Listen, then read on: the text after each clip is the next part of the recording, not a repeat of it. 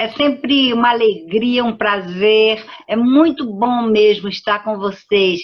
E o assunto também é instigante e eu tento fazer de uma forma diferente. Espero que desperte a curiosidade para continuar suas próprias pesquisas. Como eu falei na quinta-feira passada, há três pintores que quase que por unanimidade, porque nós nunca podemos falar unanimidade, são considerados os precursores do modernismo. Então, nós viemos desde o academicismo, saímos, vimos as paisagens, depois o impressionismo, e eles são os que eu já falei, o Paul Cézanne e o Van Gogh. E o terceiro, que é o Gauguin. Eu fiz umas pesquisas para mostrar um outro lado da pintura do Gauguin, porque as pessoas conhecem as figuras das mulheres do Tahiti. Mas há toda uma evolução até chegar a isso. E, na verdade, nós estamos com foco em paisagens. Dentro do possível, conseguimos manter. Gauguin nasceu em 1848. É muito fácil de marcar, porque é o ano do Manifesto de Marx. Então, todo mundo sabe que 1848 é o Manifesto Comunista de Marx. Daí, associa e agora já sabe que é o ano que Gauguin nasceu. E ainda uma curiosidade é que a avó dele era escritora, militante, amiga de Proudhon, de outros socialistas e muito ativista. E era descendente de índios com espanhóis, vinda do Peru. E isso marcou muito o Gauguin, o Paul Gauguin. Isso não é por acaso. Ele até fantasiou em cima disso, dizendo que ele era um selvagem, era um índio. E no fim do século XIX, na Europa Ocidental, havia um lirismo falso idealizado quanto a outras terras. Marquem bem isso, que é um ponto crucial na cabeça de Gauguin. Ele morreu muito jovem, ficou doente, vivendo nessas terras todas sem antibiótico naquela época. Ele morreu em 1903. Agora, interessante que ele nasceu em 1848, como eu falei, e em 1851 é aquele golpe de Estado que influenciou também outros pintores, porque era o presidente Luiz Napoleão que deu o golpe e virou imperador. E ele foi imperador por 19 anos, até 1870, quando foi a Guerra da Prússia. Isso eu estou repetindo, todo mundo já sabe, porque nós falamos que isso influenciou o movimento impressionista, porque ele foi quem abriu o Salão dos Recusados. E a Bruna sabe que eu gosto muito de Salão de Recusados. Então, ele deu um golpe de Estado e virou Napoleão III. Ora, o pai do Gauguin ficou muito preocupado. E como ele tinha uma casa em Lima, tinha família, eles pegaram o navio com as duas crianças, o Gauguin só tinha 3 anos, e foram para lá. No meio do caminho, no navio, o pai já morreu, porque era muito frequente, uma viagem longa, insalubre. Lá em Lima, ele teve uma vida inteiramente de sonho. 4 anos em que ele achou que estava numa aventura primitiva, totalmente diferente de Paris. Então, ele ficou com aquilo na alma, na sensibilidade. Quando ele voltou, a mãe se estabeleceu em Orleans, e lá ele fez até o final do curso médio. Veja bem, ele não tinha interesse em desenho, eu não falei nisso, ao contrário dos outros. Em 1875, precisava de um emprego, e era muito frequente entrar na Marinha. Ele foi para a Marinha Mercante, e outra vez, igual a Mané, veio parar no Rio de Janeiro. Mas não teve aquela força de influência, porque ele não passou 3 meses como Mané. Ele passou pouco tempo, mas assim mesmo ele criou uma fantasia quanto a outras terras que não fossem a Europa. Ele tinha uma imaginação e achava que as outras culturas eram muito puras, eram diferentes, e voltou para Paris, e em 1871 ele conseguiu um trabalho na Bolsa, e estava ganhando muito bem. Daí ele casou em 1873 com uma dinamarquesa, eles tiveram 5 filhos, ele trabalhava como uma pessoa burocrática, e só no final de semana que ele pintava, mas ele começou a ficar ligado ao impressionismo, a gostar, conhecer os pintores, ficou amigo de Pissarro. Então, vejam bem, Pissarro começou a ensinar a usar as cores primárias, a usar as pinceladas, de modo que naquele momento ele pintou, a Bruna pode mostrar, por favor, a nossa primeira tela, que é Trabalhando a Terra. Essa tela mostra as aulas que Pissarro deu para ele, porque são pinceladas que tentam diluir as cores. Veja que ele não tem água aí, e o céu dele é muito compacto, ele não é realmente impressionista, mas há uma marca que é de um mestre, que era o Pissarro, e com isso ele começou a se entusiasmar. E essa tela está no museu da Universidade de Cambridge, no Reino Unido. Chama-se Trabalhando a Terra, e é de 1873, que eu falei que era o ano que ele casou. E daí o que é que acontece? Como ele estava muito rico, ele comprou as telas dos mal vistos, dos desenhados, de quem? De Manet, Renoir, Sisley, Monet, Cézanne. Ele comprou várias telas desses que ninguém queria. Ele era muito sensível e aberto a novas ideias na arte, não é isso? Dá para notar. Então, pode tirar essa tela. O que aconteceu? Ele resolveu se inscrever no salão oficial, porque achava que vendia. Então, em 1877, ele pintou essa paisagem, que se chama Paisagem de Outono na Fazenda com o Lago. Logo depois que ele teve telas aceitas no salão oficial. Mas eu considerei que essa, não podia botar todas, eu ainda fiz um número grande dessa vez, mas essa tela mostra a água, mostra o volume denso dessa árvore, que é uma mancha no quadro, e as casas pequeninas, o céu, quer dizer, uma coisa que é quase um borrão no meio da tela, que é essa copa da árvore. E essa tela é de 1877, o ano seguinte em que ele teve as telas aceitas no salão oficial. Essa tela é de um colecionador particular, não está disponível para que possamos apreciá-la. Agora, ele continuou a pintar. Em 1880, ele colocou no Salão Impressionista. Lembra? O primeiro foi em 1876, também, junto com o oficial, porque era dos recusados. Em 1880, ele colocou e ficou muito feliz com o elogio de Cézanne. Isso deu um impulso. E no ano seguinte, ele só viveu 55 anos. Uma vida muito curta, não tanto quanto Turner nem Van Gogh, ambos que viveram só 36 anos. Mas 55 é muito curta. Aí o Pissarro disse, olha, você tem que resolver, tem que se decidir, ou vira pintor, ou não pinta fim de semana, porque você tem que se dedicar muito.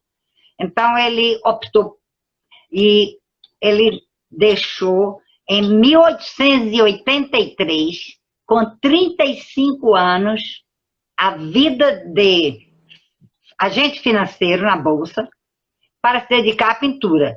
Ele não deixou a família, ele continuou casado, com 5 filhos, mas aí ficou pobre. Não tinha dinheiro, não vendia tela, ele achou que era pintar e vender.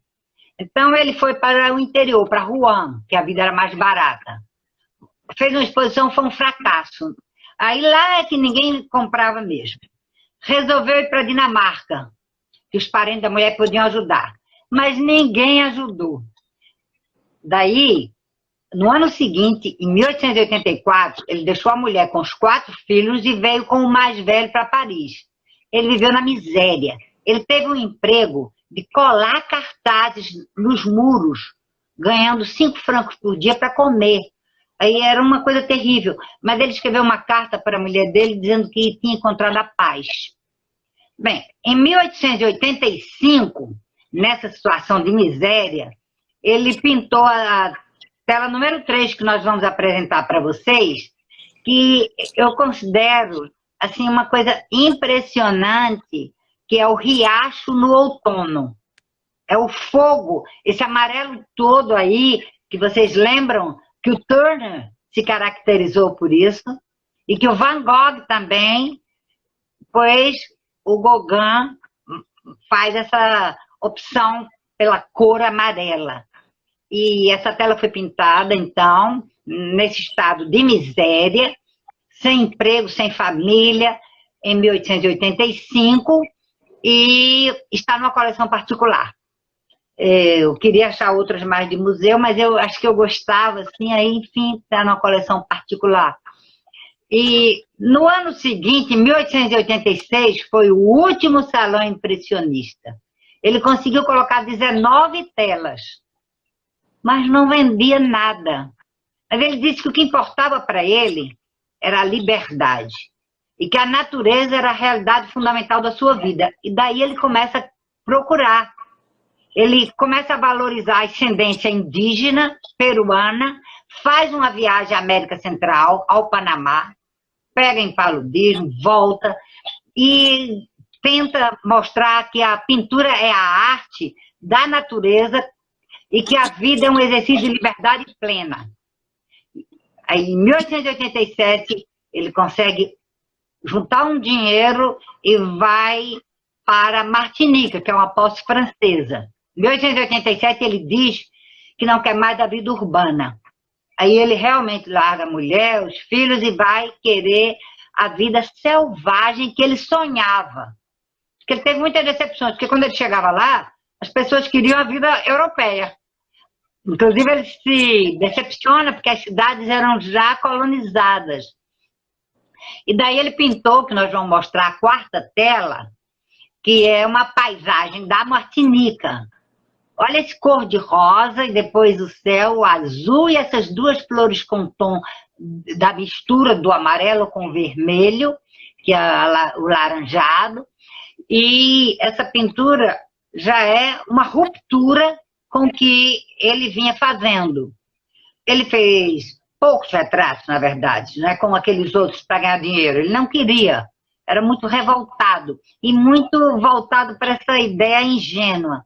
Então, essa tela está no Museu de Edimburgo, de acesso, lá na Escócia, não é de coleção particular. É a paisagem da Martinica. Mas aí ele volta para Paris. Também ele era um temperamento muito difícil, muito instável, muito insatisfeito, brigava com todo mundo. Aí vem uma coisa muito curiosa. Em 1888, ele devia um favor a Theo Van Gogh, lembram? Theo Van Gogh era o irmão do Vincent. E Theo trabalhava numa galeria. Theo conseguiu vender uma tela dele. E o Theo cobra esse favor, dizendo, vai para Arles. Meu irmão está lá, está sendo considerado louco, vão colocá-lo no manicômio, vai lá e ajuda o Vincent Van Gogh. O Gauguin foi. Existe até um filme dos dois, que, além desse que a Bruna viu, que é o mais antigo, e eles brigam muito. Ele só fica 2 meses, mas pintam muito. Uma vez em Cleveland eu tive a ocasião de ver uma especial que era a exposição Gauguin Van Gogh. O que é que eles pintaram nesses 2 meses só? Então, é aquela briga famosa em que o Van Gogh tenta matar o Gauguin com a navalha, que eu falei na semana passada, que aí depois ele entra no quarto, chora muito e corta a própria orelha. E dizem que na hora que ele estava já com o tiro, aqueles 2 dias depois que ele morreu, que aí eu falei semana passada, que ele ainda falava, meu mestre Gauguin. Então agora vamos ver exatamente 2 telas dessa. A quinta tela foi pintada em 1888 e é o Van Gogh pintando os girassóis. Olhem bem as cores, o laranja, o azul, aí atravessa o braço do Van Gogh, os girassóis, a barba vermelha. Esse quadro já traz a novidade do modernismo, não é de modo algum impressionista, as pinceladas são seguras. Vejam o contorno da lapela do paletó, toda a preocupação com a feição, o rosto muito bem desenhado, e depois do outro lado na tela os girassóis. Essa tela está no Museu Van Gogh em Amsterdã. Só que ela é bastante conhecida porque é um momento raro entre as brigas, um momento em que os dois estavam juntos e que eles queriam fazer um estúdio de arte em Arles, mas as brigas foram muito grandes. E a outra tela, que é também pintada em Arles, mostra exatamente a cidadezinha como ele imaginava, porque não é absolutamente esse romantismo. Porque, veja, a palavra romantismo não é incompatível com o modernismo. O modernismo é o estilo e o romantismo é a forma dele sonhar, a forma dele se abstrair do mundo, dele viver uma forma partida de vida, uma vida que não é a realidade. Tem a casinha amarela lá no fundo, a mesma que Van Gogh pintou, que eu mostrei, só que ele aí não põe as outras casas. E que essa pintura é exatamente o sonho dele, é só a casa no centro da tela, tem os laranjas, amarelos, o vermelho diluído que virou rosa, o azul, está no Museu Nacional de Estocolmo, na Suécia. Então, essa foi a tela número 6 que nós apresentamos, e são as duas telas representativas do tempo em que Van Gogh e Gauguin pretendiam criar um estúdio de pintura e aproveitar o sol, a luminosidade, o colorido da Provence. Mas aí, com a briga, ele sai e não quer saber mais de Paris. Ele vai para uma cidadezinha que eu fui procurar até no mapa, porque hoje se acha tudo, que se chama Pouldie. Na Bretanha, é extremo oeste da França, e é bastante provinciana, arcaica. Ele fez pesquisas nessa cidadezinha sobre a pintura medieval. E aí tem uma curiosidade muito interessante, porque quando eu vi a primeira vez o Cristo Amarelo, que eu vou mostrar, eu quero antecipar isso, ele fez muitas pesquisas. E quando a gente vê o Cristo Amarelo, associa com Tahiti.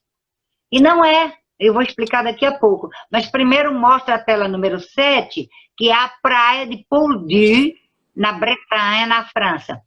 Essa praia é totalmente idealizada.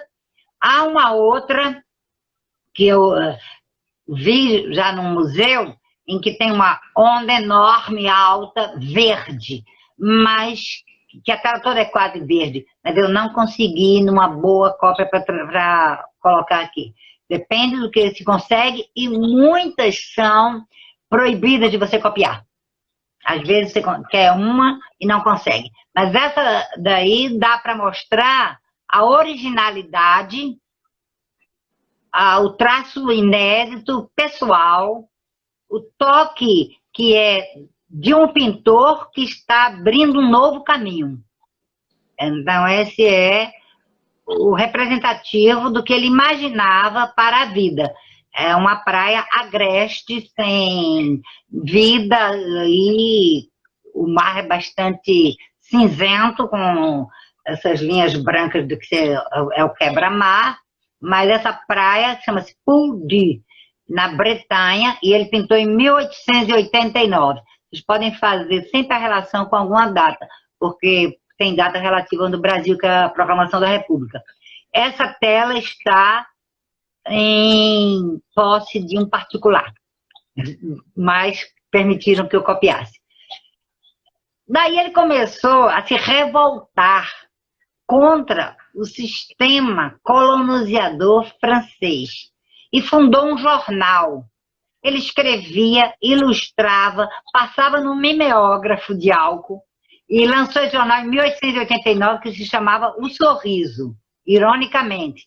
É Le Sourire, e esse jornal era polêmico, era de briga, era só para criticar, para reclamar, e durou pouco. E então, é que vem aí essa tela que eu gosto muito, que eu demorei a aprender como é que ele conseguiu chegar, que é o chamado Cristo Amarelo. É nossa 8ª tela. Pode aproximar, por favor? Vocês vejam que as mulheres, como são citadas no Evangelho de São João, na Bíblia, ao pé da cruz, Maria, Joana e a irmã de Maria, Maria de Cleófas, essas mulheres estão com roupas da Bretanha. É uma coisa extremamente moderna, essa colocação de uma visão que não é a do momento em que aconteceu a crucificação de Cristo. E o Cristo é um desenho semelhante aos que eram feitos na Idade Média. A forma reta do corpo, não é um corpo com vida morrendo, aquele corpo sofredor, não é aquele corpo que está com o último suspiro, a vida cheia de dores se acabando, que foi só no Renascimento. O próprio rosto, a face do Cristo, se vocês olharem bem, não é de alguém que está numa cruz. É um rosto muito plácido. Não tem sangue, não tem nada que expresse a agonia de alguém crucificado, que era como se pintava na Idade Média. E o Paul Gauguin fez essas pesquisas e se interessou muito em transportar os modelos medievais, as ideias medievais da pintura para o modernismo. Então as cores aí são bem modernas. Esse amarelo, esse vermelho, o campo que está atrás não é um Gólgota, como nós costumamos ver. Essa tela realmente é muito bonita. Ela está no Museu de Buffalo, no estado de New York. E às vezes ela vai para uma exposição itinerante. Mas ela tem uma forte influência medieval presente nas igrejas, cemitérios e no Museu da Bretanha, que ele fez essa visita e tirou. Isso foi em 1889. Ele estava muito angustiado, porque a Bretanha não era suficientemente selvagem. Daí que em 1891 ele conseguiu uma autorização e ele foi para o Tahiti. Ele passou só 2 anos nesse primeiro período, mas ele tinha uma visão muito romântica. Daí que tem que ter cuidado. As mulheres que ele pinta não andavam seminuas como ele mostra nas telas, já eram urbanizadas.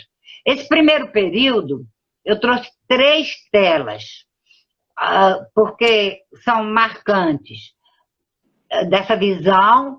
Ele queria simplificar a pintura, que aliás no Cristo já é bastante simplificado.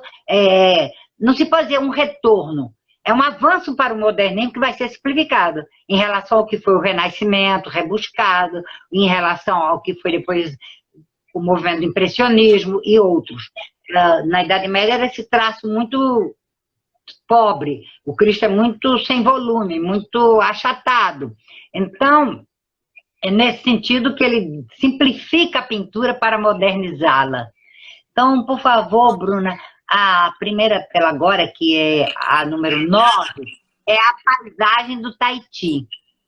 Então, veja um Tahiti de sonho, colorido, como uma criança imagina que seja uma terra. Uma árvore redondinha, com a copa toda arrumada, a outra árvore lá direito, o caminho, a campina, a montanha. É uma paisagem que extravasa a expectativa que Gauguin colocou na sua chegada ao Tahiti. Foi logo que ele chegou. Uma transposição de um naive, quer dizer, de um ingênuo, de um sonho, de alguém primitivo. É muito bonita essa tela, muito harmoniosa, e mostra que ele estava encontrando uma paz que ele não conseguia na França. E numa das cartas ele escreve que Paris só é boa para os ricos. Paris não é boa para o pobre. E A segunda tela, a tela nossa de número 10, pintada no Tahiti, no mesmo ano, em 1891, mostra uma estrada cor-de-rosa, vejam bem, com o azul, o amarelo, é tudo idílico, que não é a realidade. Não é uma coisa tão fantasiosa. Eu faço um paralelo, porque eu gosto de aproximar coisas que parecem díspares, com o relato da antropóloga Margaret Mead, em 1943, na ilha de Samoa, na Polinésia, que ela inventou uma adolescência que não existia. O livro dela, Caminhonês, quer dizer, chegando à idade, é uma fantasia. Só foi descoberto isso em 1983, quando um pesquisador leu todos os jornais da época e viu a violência, as brigas, mortes, e que ela descreve a adolescente lá como alguém que faz só música, sorriso, paz e amor. Então, a mesma coisa, podem observar, muito tempo antes, que o Gauguin faz. Isso, ele como europeu, ocidental, e a Margaret Mead como norte-americana. Há sempre essa visão que é falsa, que é inventada, que é calcada só em desejos muito infantis, a meu ver. Então, essa é uma pintura que retrata a idealização que ele faz. Essa paisagem é uma paisagem que não pode existir e que é interessante porque ele faz existir. Então, a pintura nos dá isso, a arte nos dá essa possibilidade. Então, essa é a segunda tela que eu trouxe do primeiro período. E a terceira, essa está numa coleção particular também. Vejam bem, telas valiosíssimas. Agora, eu não sei se está com algum de vocês, mas comigo não está. Agora, a tela de número 11 é de 1892 e tem a paisagem com pavão.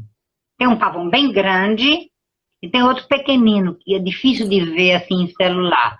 Mas vocês notem, é a artificialidade das cores, mas com pinceladas que não tem nada a ver com o impressionismo. Uhum. Essa paisagem tem amarelos, que já são colocados extremamente modernos. E isso ainda é no século XIX. Essa tela é gritante, ela tem um impacto. Na verdade, o pavão é o de menos.